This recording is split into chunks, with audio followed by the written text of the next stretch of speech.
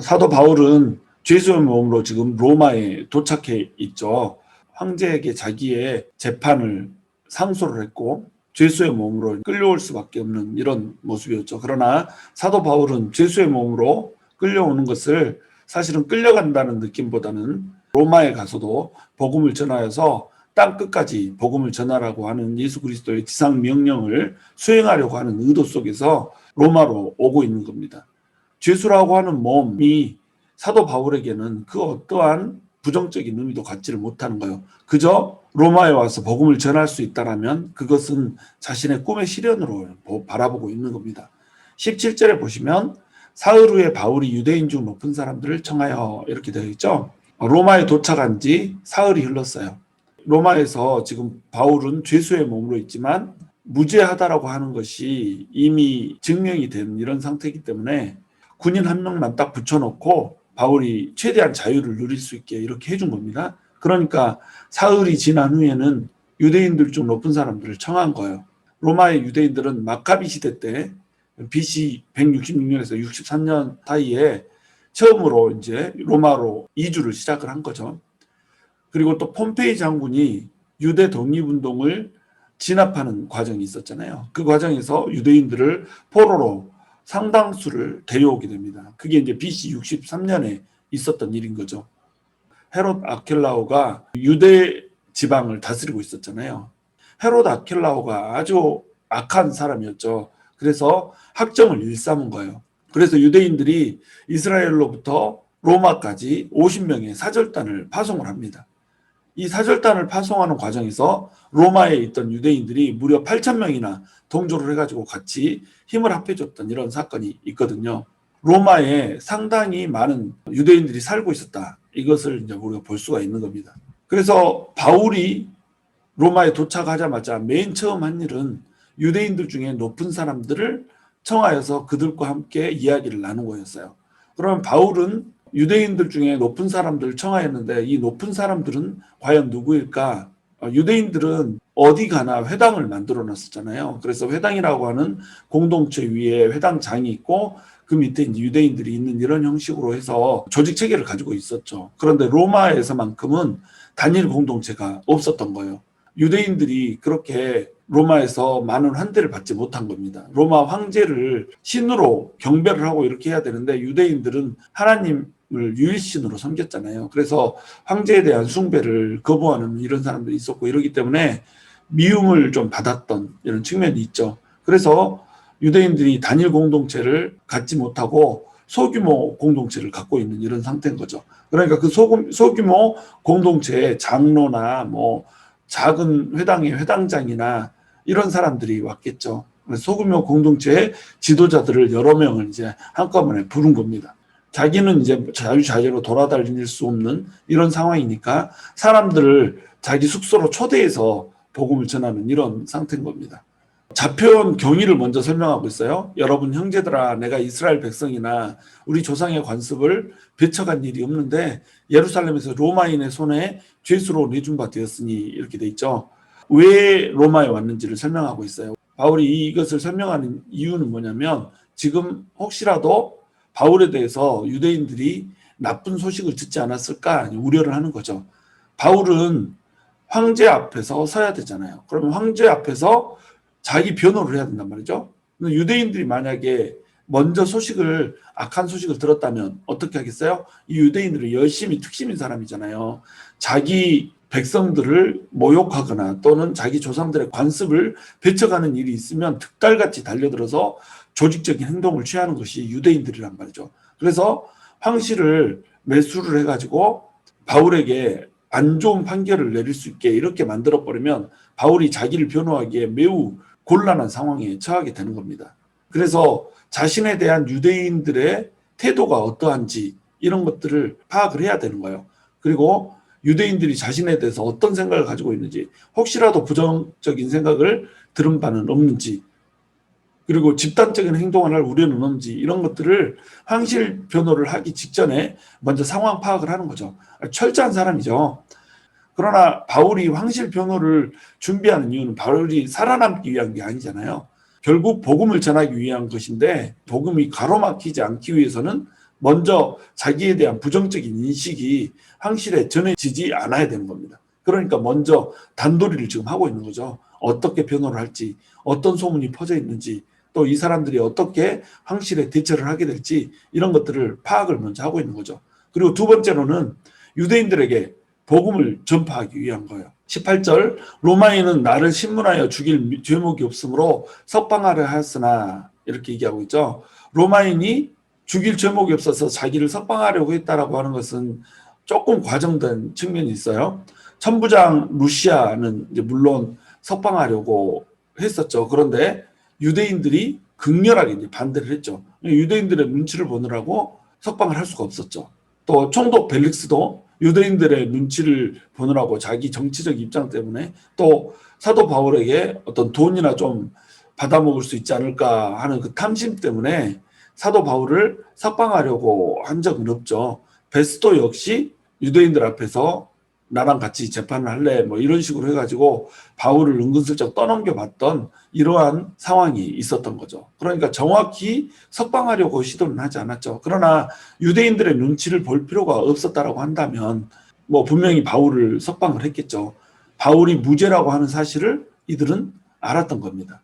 그런데 유대인들이 방해를 한 거예요. 19절 유대인들이 반대하기로 내가 마지못하여 가이사에게 상소하며 내 민족을 고발하려는 것이 아니니라. 유대인들이 바울을 죽이려고 시도를 했기 때문에 가이사에게 상소를 할 수밖에 없었다는 거죠. 황제에게 상소할 수밖에 없었다고 하는 거죠. 그런데 이것이 하나님의 인도하심이었다는 거예요. 로마로 바울을 보내고자 하는 하나님의 인도하심이었다는 거죠. 그 인도하심을 따라서 로마에 오긴 했지만 유대인들을 고발하려고 하는 의도가 전혀 없다. 이렇게 얘기를 하고 있는 거죠. 혹시라도 유대인들이 자기 민족을 반유대 감정을 가지고 바울이 자기 민족을 해치려고 지금 로마의 죄수의 몸으로 왔을까라고 하는 것을 들었을까 봐 그것을 우려하면서 미리 자기 변호를 하고 있는 겁니다. 나는 그런 목적으로 온 것이 아니라는 거죠. 그런데 여기에는 지금 유대인에 의해서 이방인에게 넘겨졌다라고 하는 이야기를 그림으로 쫙 제시를 하고 있어요. 유대인들에게는 나는 아무런 감정이 없고 나를 죽이려고 했지만 나는 내 민족을 아직도 사랑한다. 내 민족을 아직도 위하는 마음이 있고 전혀 내 민족을 고발하거나 또 해칠 의도가 없다라고 하는 것을 표명함으로써 바울이 예수님과 매우 흡사하다라고 하는 것을 누가가 의도적으로 보여주고 있는 거예요. 빌라도 총독 역시 예수님이 죄가 없다라고 하는 사실을 알았음에도 불구하고 유대인들이 십자가에 못 박으소서 하도 이렇게 하니까 어쩔 수 없이 예수님을 십자가에 못 박도록 내어주잖아요.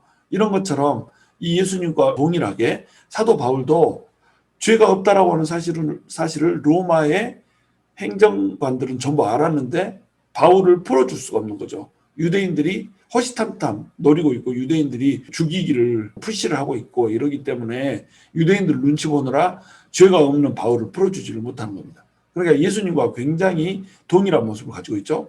근데 예수님을 십자가에 못 박으라고 빡질러서 십자가에 못 박는 그 순간에 예수님에게 고개를 막 가로저으면서 네가 구원자거든 스스로를 구원해봐라. 네가 하나님이거든 십자가를 벗고 내려와 봐라 라고 막 하는데도 예수님께서 유대인들을 사랑하셨단 말이죠. 이것처럼 똑같이 바울도 자기를 내어주는 유대인들을 고발할 생각이 전혀 없이 나는 유대인들을 사랑한다. 이것을 누가가 부각을 시켜주는 거예요. 그래서 바울이 예수님의 모습과 동일한 모습으로 일하고 있는 예수님의 사도권을 가진 사람이다라고 하는 것을 암암리 보여주고자 하는 거죠. 20절 이러므로 너희를 보고 함께 이야기하라고 청하였으니 이스라엘의 소망으로 말미암아 내가 이 쇠사슬에 매인 바 되었노라. 자기가 유대인들의 지도자들을 청한 목적을 이제 설명을 하고 있습니다. 나는 유대인들에게 아무런 억하심정이 없고 유대인들을 해칠 의도도 없고 다만 당신들하고 이야기를 나눠보고 싶다. 이렇게 얘기하면서 본격적으로 이제 복음을 전하기 시작하는 겁니다. 내가 이렇게 쇠사슬에 매인받은 이유는 이스라엘의 소망 때문이라는 거예요. 이스라엘의 소망은 어디에 기록된 건가요? 구약 성경에 기록된 겁니다. 하나님께서 이스라엘 백성들에게 약속하고 언약으로 주신 것, 그것이 이스라엘의 소망인 거예요. 아직 하나님께서 언약하신 바는 완벽하게 이루어지지 않았어요. 지금 이스라엘 백성들은 로마의 압제 가운데 있어요. 계속 이스라엘 백성들은 강대국들의 제국들의 압제하에 살아갈 수밖에 없는 처지가 되었었어요. 바벨론의 포로로 잡혀갔었고 페르시아 밑에서 살았어야 됐었고 또 헬라 제국 밑에서 모욕을 당하면 살아야 했었고 지금은 현재 로마 제국의 압제하에 살고 있는 이런 상태인 겁니다. 이러한 상태에서 이스라엘 백성들이 바라는 건 뭐예요? 하나님께서 언약하신 하나님께서 약속하신 그 소망이라는 거예요. 정치적 메시아를 보내서 결국은 이스라엘 백성들을 구원해주고 이스라엘 백성들이 온 세상을 통치하고 다스리는 이러한 시대가 반드시 올 거라고 하는 것, 이것을 유대인들은 기다리고 있었던 거예요. 하나님께서 메시아, 구원자를 보내주셔서 이스라엘을 회복시키시고 온 열방을 통치하는 그런 왕을 하나님께서 보내주시겠다고 약속을 하셨거든요. 그런데 그 왕이 왔어요, 안 왔어요? 왔죠. 그게 누굽니까? 예수 그리스도인 거예요. 예수 그리스도가 하나님께서 약속하신 그 언약대로 오신 거예요. 예수님이 바로 이스라엘의 소망이었던 거예요. 그런데 그 이스라엘의 소망이 왔음에도 불구하고 유대인들은 이스라엘의 소망을 발견하지 못한 거죠. 이스라엘의 소망이 이루어졌는데 이스라엘의 소망이 이루어졌다라고 하는 사실을 알지 못하는 거예요. 왜냐하면 그들은 정치적 메시아를 기다리고 있었거든요. 유대인들만의 왕을 기다리고 있었던 겁니다. 구약 성경에서는 틀림없이 모든 열방의 왕을 보내주시겠다고 그랬거든요. 모든 열방이 복을 받고 하나님께로 돌아오는 그런 일들이 있을 것이라고 구약 성경에서 표현을 해줬다는 겁니다. 그런데 이 사람은 어떤 사람으로 오는 거예요? 아브라함의 자손이요, 다윗의 후손으로 오는 거예요. 아브라함의 자손이면 이스라엘 사람들의 뿌리잖아요. 이스라엘 민족의 뿌리가 아브라함이고 다윗 하면 이스라엘의 그 통치를 맡은 왕권을 가진 사람이고 그 왕권이 대대로 영원할 것이라고 하나님께서 약속을 해주신 그런 사람이 다윗이란 말이죠. 그러니까 아브라함의 후손이요 다윗의 자손으로 올 것이라고 하는 이 메시아, 이 메시아는 틀림없이 유대인들을 위해서 이스라엘만 위해서 이렇게 올 것이라고 지레짐작을 한 것입니다. 앞에 머리만 읽고 몸통을 읽지 않은 거예요. 몸통은 뭐라고 얘기를 하고 있어요? 이스라엘의 이 왕이 온다. 근데 이 이스라엘의 왕은 아브라함의 자손이요 다윗의 자손으로 오는데 모든 열방을 다스리는 왕, 그리고 모든 열방이 아브라함의 씨로부터 복을 받을 것이라고 하는 것, 이런 것을 다 약속을 해줬단 말이죠. 이것을 약속했기 때문에 예수님은 당연히 열방의 왕으로 와야 되는 거예요. 열방에게 구원을 주는, 죽음을 끊어내는, 사망의 사슬을 이겨내는 그러한 분으로 예수님께서 오셔야 된단 말이죠. 근데 유대인들은 이걸 알지 못한 거예요. 그런데 사도 바울은 이것을 깨달은 거죠. 예수 그리스도가 이스라엘의 소망이다. 하나님께서 약속하신 이스라엘의 소망이다. 결국 우리는 죽음을 이기고 예수님이 부활하셨던 것처럼 우리 역시 죽음을 이기고 부활하게 될 것이다 라고 하는 것을 전하게 된 거예요. 그러니까 이것이 이스라엘의 소망이었던 겁니다. 이스라엘 소망을 전하는데 이스라엘 백성들인 유대인들은 예수님을 전하는 이 바울을 반대했고 죽이려고 했단 말이에요. 그리고 결국 쇠사슬에 묶인 처지가 되게 이렇게 만들어버렸단 말이죠. 뭐 때문에 이런 일이 벌어지죠? 소망이 충돌하고 있는 겁니다.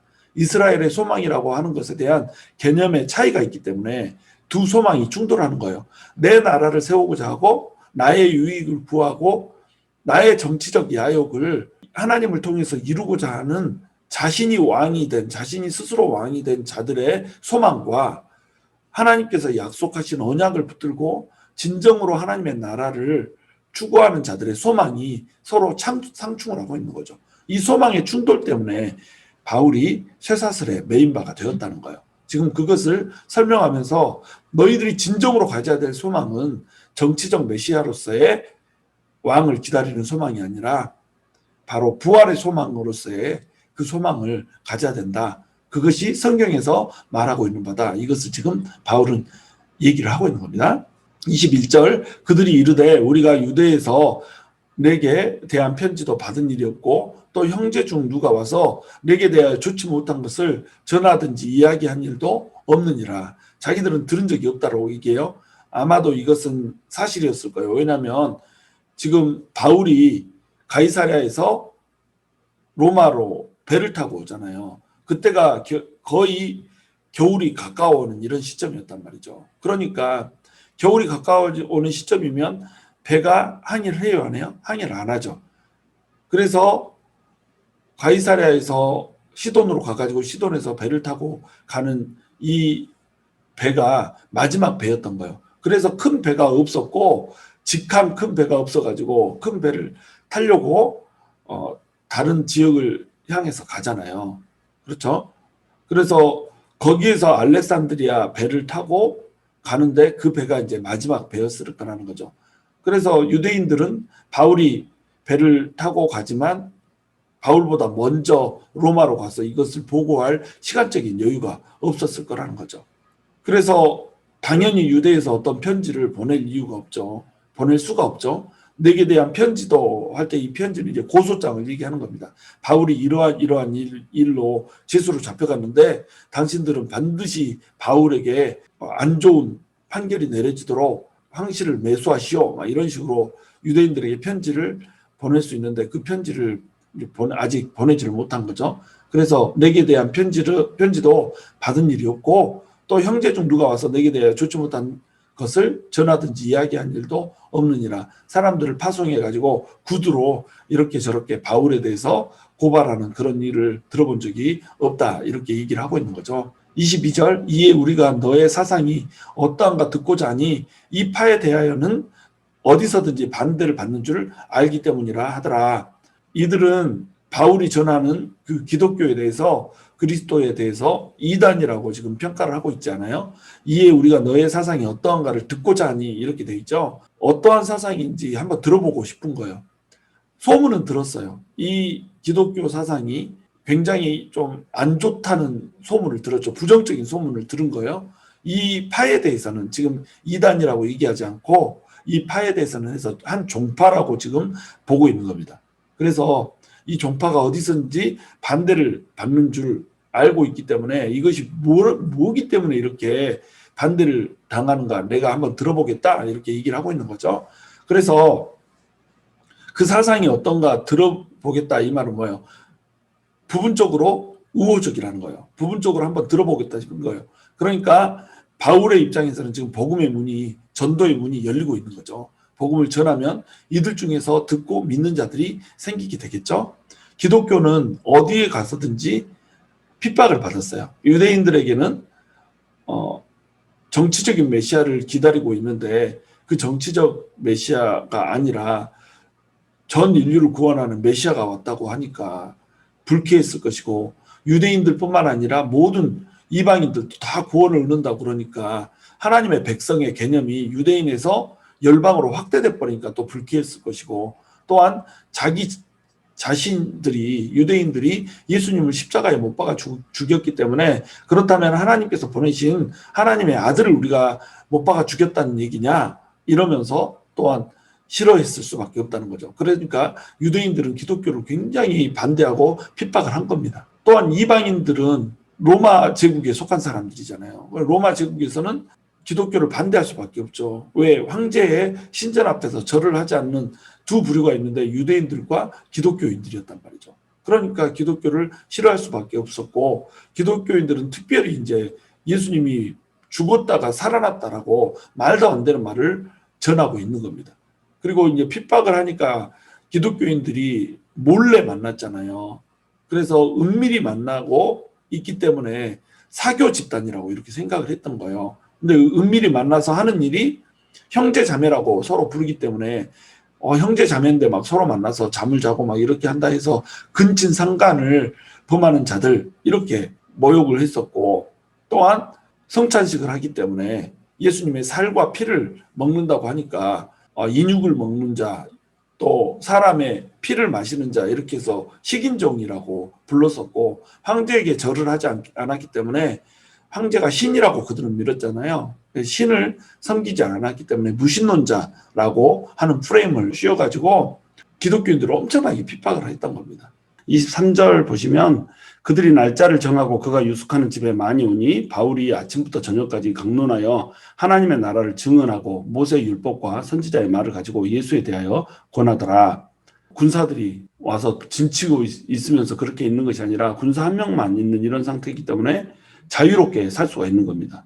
어디 돌아다니고 이럴 수는 없지만 그 집에 누군가 찾아오고 뭐 이런 것은 전혀 이제 말리지 않는 이런 상황인 거죠. 그래서 사도 바울이 거하는 집이 복음을 전하는 전도터가 돼버린 거예요. 그래서 사람들이 날짜를 정하고 사도 바울의 집으로 와서 복음을 전해 듣는 그런 형태로 지금 이어지고 있는 겁니다. 유도인 지도자들이 나눠서 이제 찾아오는 거죠. 바울이 아침부터 저녁까지 강론하여 하나님의 나라를 증언을 했어요. 모세의 율법과 선지자의 말을 가지고 예수에 대해서 권하였단 말이죠. 단순히 예수님이 오셔서 일생을 어떻게 사시다가 죽으시고 부활하셨다 이런 차원의 얘기가 아니라 모세의 율법과 선지자의 말, 다시 얘기해서 구약 성경 전체를 통하여서 예수님이 왜 메시아인가라고 하는 것을 이들에게 증언을 해주는 겁니다. 성경을 완벽하게 다른 시각에서 다시 가르쳐주고 있는 거죠. 바울이 전했던 복음은 뭐냐면 바로 하나님의 나라죠. 하나님의 통치가 어떻게 이루어질 것인가라고 하는 것을 구약 성경을 쭉 관통을 하면서 보여주고 있는 거죠. 근데 구약 성경을 관통하고 하나님 나라에 대해서 얘기를 하다 보면 왕이 누구예요? 통치자가 누굽니까? 바로 예수라고 하는 겁니다. 예수님이 장차 오셔서 이 땅을 통치할 것이라고 하는 것을 증언하는 것. 이것이 구약 성경의 핵심 포인트거든요. 구약 성경과 신약 성경을 전부 요약을 하면 예수 그리스도가 왕이 된 하나님의 나라, 이게 주제인 거예요. 그러니까 구약을 통해서 쭉 얘기를 하다 보면 하나님 나라에 대해서 얘기할 수밖에 없고 하나님 나라에 대해서 얘기하다 보면 결국 하나님 나라의 왕인 예수님에 대해서 얘기를 할 수밖에 없는 이런 것이 바로 성경이죠. 그것을 지금 사도 바울이 하고 있는 겁니다. 24절 그 말을 믿는 사람도 있고 믿지 아니하는 사람도 있어 서로 맞지 아니하여 흩어질 때에 바울이 한 말로 이르되 성령이 선지자 이사야를 통하여 너희 조상들에게 말씀하신 것이 옳도다. 아침에서부터 저녁까지 쉬지 않고 복음을 전해요. 그런데 그 말을 믿는 사람도 있고 믿지 아니하는 사람도 있더라는 겁니다.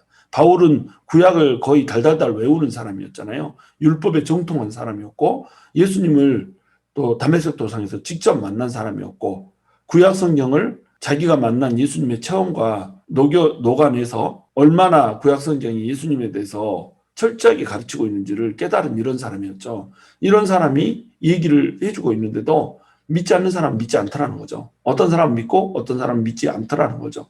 그러면 믿지 않는 사람은 도대체 어떻게 된 것이냐? 이것을 이제 선지자 이사야를 통해서 성령님이 오래전에 조상들에게 얘기를 해줬다는 거죠. 26절 일러스되 이 백성에게 가서 말하기를 너희가 듣기는 들어도 도무지 깨닫지 못하며 보기는 보아도 도무지 알지 못하는도다. 이 백성들의 마음이 우둔하여져서 그 귀로는 둔하게 듣고 그 눈은 감았으니 이는 눈으로 보고 귀로 듣고 마음으로 깨달아 돌아오면 내가 고쳐줄까 함이라 하였으니. 자, 이스라엘 백성들에게 가서 이야기를 하는데 백성들이 듣기는 들어도 도무지 깨닫지를 못하더라는 거죠. 보기는 보아도 도무지 알지 못하더라는 거죠. 이사야 시대에도 똑같이 이랬단 말이에요. 그런데 이 백성들이 지금 바울의 시대에도 똑같이 이러고 있다는 겁니다. 이렇게 된 이유는 뭐냐면 그들의 우상 숭배였단 말이죠. 우상을 숭배하면 우상처럼 되는 거예요. 누구를 사랑하냐에 따라서 그 사랑하는 사람을 닮아간다는 겁니다. 부부가 서로 닮아간다고 그러잖아요. 서로 사랑하기 때문에 닮아간다는 겁니다. 똑같이 영적으로도 그렇다는 거죠. 목사님을 사랑하면 목사님의 영성을 닮아가는 거죠. 하나님을 사랑하면 하나님의 품성을 닮아가는 거예요. 그런데 내가 우상을 사랑하면 그 우상을 닮아간다는 겁니다. 우상의 특징은 뭐예요? 눈이 있어도 보지를 못해요. 귀가 있어도 듣지를 못해요. 머리가 있어도 생각을 하지 못하네. 이것이 우상이라는 거죠. 그러니까 우상 숭배를 하면 반드시 어떻게 돼요? 아무리 얘기를 해줘도 깨달을 수 있는 귀가 없는 겁니다. 아무리 보여줘도 볼 수 있는 눈이 없는 거예요. 눈이 있지만 감겨 있고 귀가 있지만 덮여져 있다는 거죠. 그러니까 예수님에 대해서 아무리 전해도 알 수가 없다는 거죠. 우상한테는 마음이 없어요. 그러니까 우상을 섬기다 보면 마음이 우둔해져 버려요. 마음이 우상처럼 돼가지고 전혀 하나님에게 마음이 열리질 않는 거죠. 그러니까 똑같은 상황을 봐도 하나님의 역사하심을 볼 수 있는 눈이 전혀 없는 거죠. 영이 완벽하게 닫혀 있는 거죠. 눈으로 보고 귀로 듣고 마음으로 깨달아서 돌아오기만 하면 하나님께서는 치유하고 고쳐줄 수 있는데 그것을 하지를 못하는 거예요. 사도 바울 시대에도 이들은 그대로 반복하고 있어요. 똑같이 지금 이 시대에도 사람들은 그것을 반복하고 있죠. 돈이 우상이 된 사람들, 돈에 눈이 달렸나요?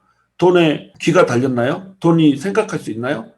돈은 눈이 멀었죠. 그러니까 돈을 사랑하는 사람은 결코 하나님을 깨달을 수가 없는 겁니다. 뭔가에 미쳐서 하나님 위에 다른 것을 사랑하는 사람이 있다면 그 사람은 절대로 하나님을 깨달을 수가 없다는 거죠. 그래서 뭐 한 가지에 미쳐서 낮아빠진 사람은 그 사람이 그냥 팍 꺾여져서 절대로 자기가 그것을 취할 수 없다라고 하는 상태가 돼야지 하나님한테로 돌아올 때가 많다라는 거죠. 28절 그런즉 하나님의 이 구원이 이방인에게로 보내어진 줄 알라. 그들은 그것을 들으라 하더라. 유대인들이 눈이 가려져서 예수 그리스도를 보지 못해요. 왕이 오셨는데 왕이 오셨다고 깨닫지를 못하는 거예요. 그러니까 그 구원이 이방인에게로 보내어진 겁니다. 유대인들의 완악함과 우둔함 때문에 이방인들에게로 복음이 전해져서 이방인들은 믿게 되는 거죠. 30절 바울이 온 이태를 자기 셋집에 머물면서 자기에게 오는 사람을 다 영접하고 하나님의 나라를 전파하며 주 예수 그리스도에 관한 모든 것을 담대하게 거침없이 가르치더라. 바울이 2년 동안 자기 셋집에 머물면서 그 집으로 사람들을 불러서 영접하고 하나님 나라를 전파하는 거예요. 그리고 예수 그리스도에 대한 모든 것을 담대하게 거침없이 가르치는 거예요. 이렇게 하고 사도행전이 끝난 겁니다. 바울이 결국 로마도 보아야 하리라 그래가지고 로마까지 가는 거 이것을 목적으로 쭉 걸어가고 있는 이런 모습들이 후반부에 펼쳐지잖아요. 그런데 로마로 가는 그 여정들을 자세히 그리면서 어떻게 해서 로마로 가게 됐는지 이런 것들을 얘기하는데 로마에 가서 황제 앞에 서게 될 것이다. 가이사 앞에 서게 될 것이다 했는데 황제 앞에 서지 못하고 그냥 끝나버려요. 이 결말이 열린 결말인 겁니다. 그 뒷이야기를 누가가 열어놓아 버린 거죠. 사도 바울이 어떻게 됐다. 가이사를 만나서 어떻게 됐다. 이런 얘기들이 전혀 주어지지 않고 2년 동안 셋집에 머물면서 그곳에 오는 사람들에게 복음을 전했다라는 얘기로 맞춰진단 말이에요. 이것이 28장에서 열린 결말로 끝나고 그 뒷이야기를 기록하지 않고 있는 누가의 의도는 뭘까요?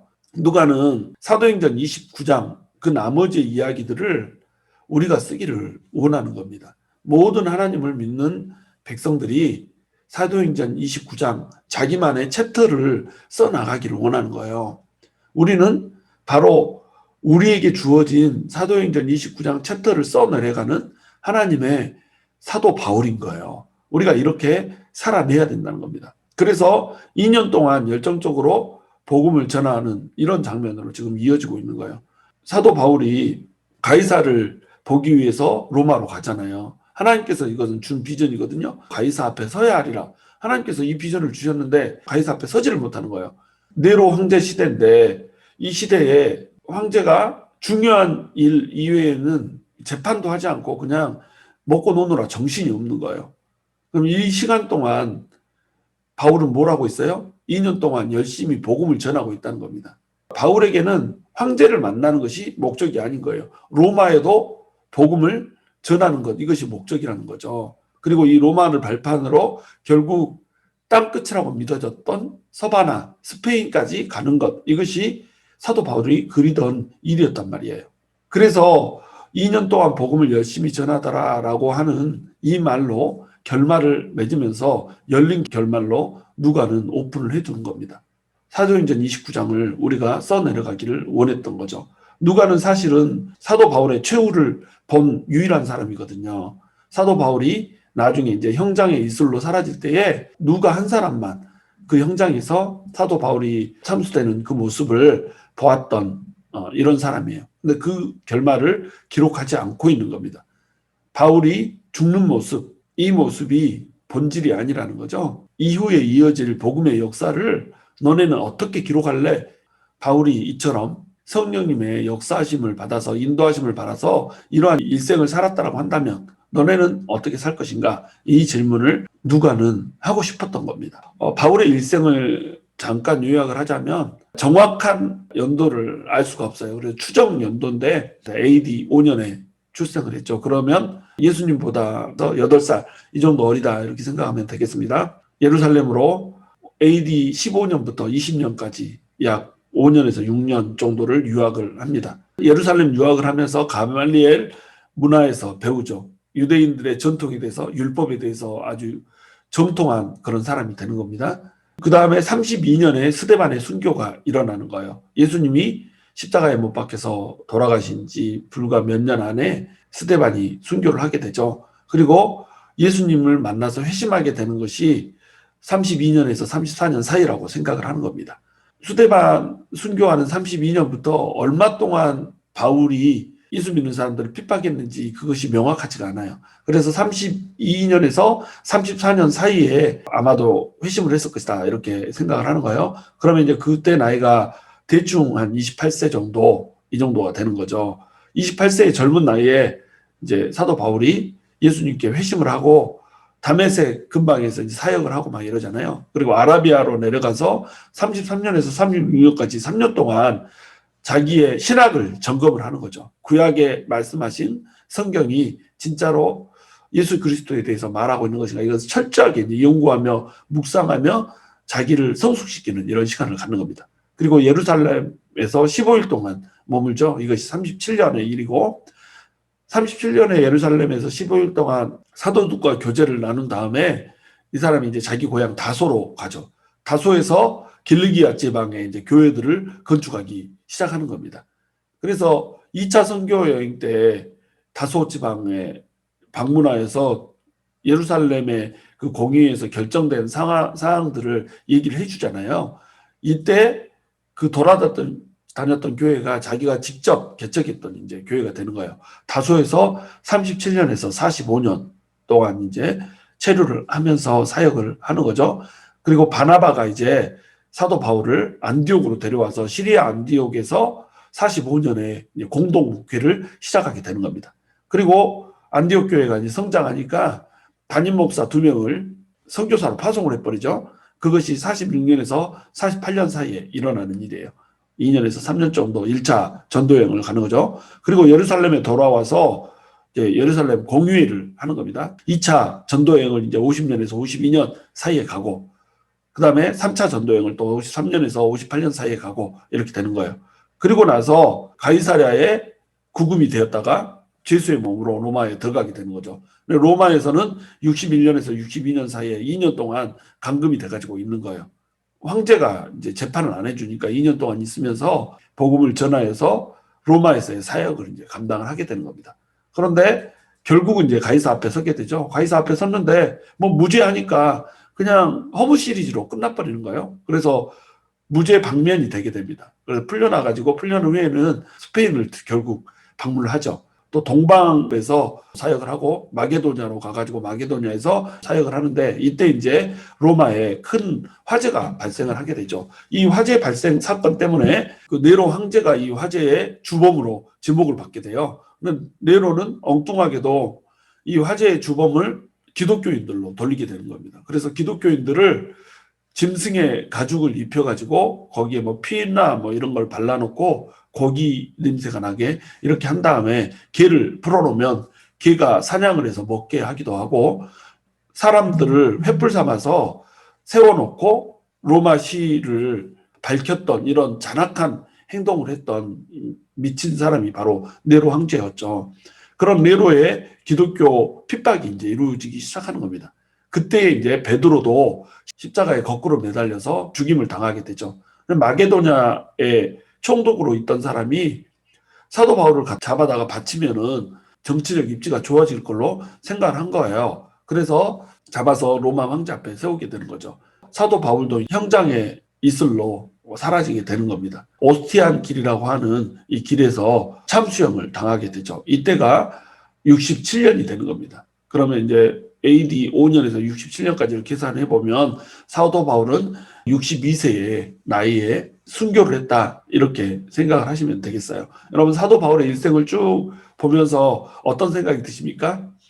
예수님을 만난 이후로 거의 쉴 틈 없이 돌아가고 있잖아요. 예수님을 만나기 이전에도 예루살렘 유학을 통하여서 율법에 능통하고, 또 5년에서 15년까지 11년 동안을 다소에서 살면서 세상 화물에도 능통하고, 결국 예수님을 만나게 되자 그 모든 것들이 하나님을 위해서 쓰임을 받게 되는 이런 일생을 보게 되잖아요. 예수님을 만난 이후로 단 한순간도 흔들림 없이 하나님의 영광만을 위해서 달려가게 되는 한 인물을 우리가 발견할 수 있게 된다는 겁니다.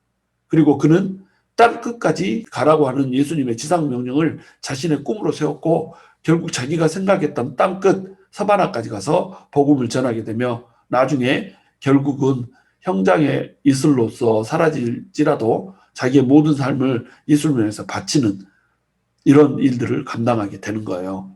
여러분, 복음은 피를 통하여서 그 씨앗이 뿌려지고 땀과 눈물을 통하여서 자라나는 겁니다. 복음은 그냥 혼자 자라나지 않습니다. 예수님을 사랑하는 그 누군가가 피와 땀과 눈물을 흘리는 것을 통해서 복음이 자라나고 성장하는 거예요. 그것을 통해서 영혼들이 주님께로 돌아오고 하나님의 나라는 확장되는 거예요. 우리가 사도행전 29장을 써내려갈 때 우리의 피와 눈물이 없으면, 그리고 우리의 땀이 없으면 사도행전 29장은 써내려갈 수가 없어요. 이 사도행전 29장은 각자의 챕터인 겁니다. 나의 챕터가 사도행전 29장으로 써내려갈 수 있다면 우리 인생은 성공하는 인생이 되는 거예요. 우리 인생은 과연 실패하는 인생입니까? 성공하는 인생입니까? 우리가 사도행전 29장을 쓰겠다라고 결단하면서 그 길을 피와 땀과 눈물을 흘리면서 걸어갈 수 있다라고 한다면, 하나님께서 바울에게 역사하셨던 그 성령으로 동일하게 우리에게도 역사하여 주면서 사도행전 29장을 우리를 통하여서 성령 행전으로 써내려 가실 거라는 거죠. 여러분, 저와 여러분이 정말로 바울처럼 멋지게 사도행전 29장을 성령님의 인도하심 가운데서 써내려가는 그런 놀라운 일들을 이룰 수 있게 되기를 주님의 이름으로 축원합니다.